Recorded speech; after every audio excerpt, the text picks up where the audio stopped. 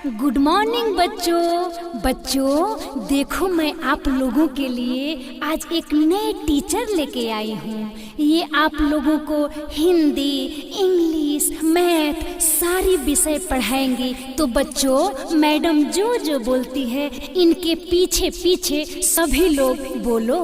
तो बोलो बच्चों। आ आ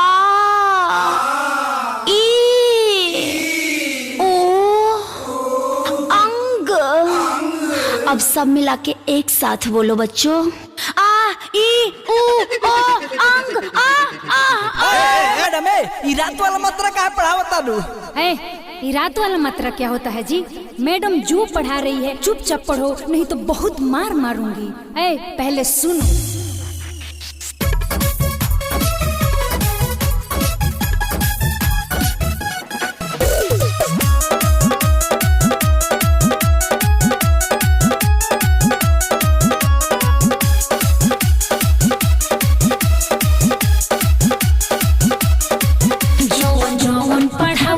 ध्यान से पढ़ो, पढ़ लिख के बाबू आगे बढ़ो, लिख के बाबू आगे बढ़ो। जौन जौन पढ़ाओ तारी ध्यान से पढ़ो, पढ़ लिख के बाबू आगे बढ़ो। हिंदी इंग्लिश मैथ विषय पढ़ाती है सारी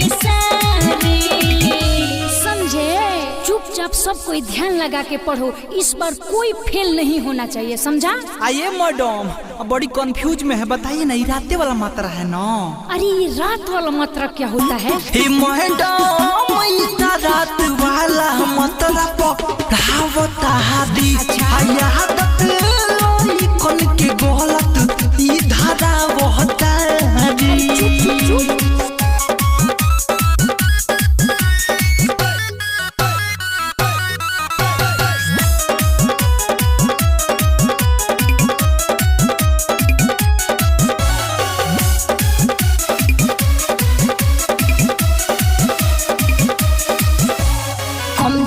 बच्चों को अलग से पढ़ाएगी, एमए में सब पास कराएगी। मैडम लागेली मर खा कहीं मार दी है, लागे लइकन के गर्मी इझार दी है,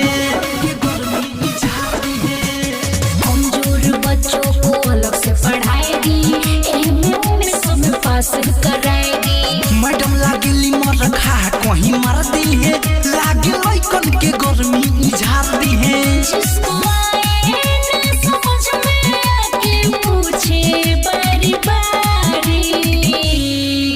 मैडम जी और बच्चों को मैथ पढ़ा दीजिए। 1 2 3 4 5 6। अब एक साथ बोलो बच्चों। 1 2 3 4 5 6। मैडम जी फिर शुरू हो गई है। रात वाला मात्रा पढ़ावता दी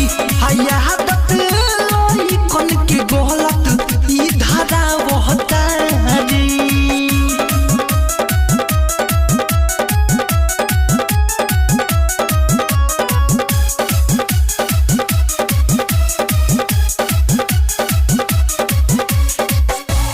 बोर्ड के लोड सह जाओगे हंस के, मेहनत कराती है मैडम ई कोस के। सेल्स प्रेमिया के लिए रोज ज्ञान हो, मैडम बेजोड़ बड़ी हटता ना ध्यान हो।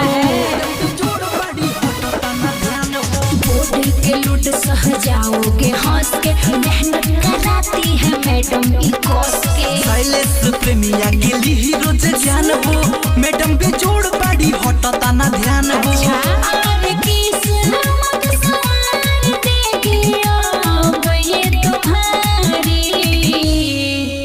बच्चों हिंदी और मैथ तो मैं पढ़ा चुकी हूँ, लेकिन अब मैं लूंगी इंग्लिश का क्लास। तो बोलो बच्चों। A B C D E F जी।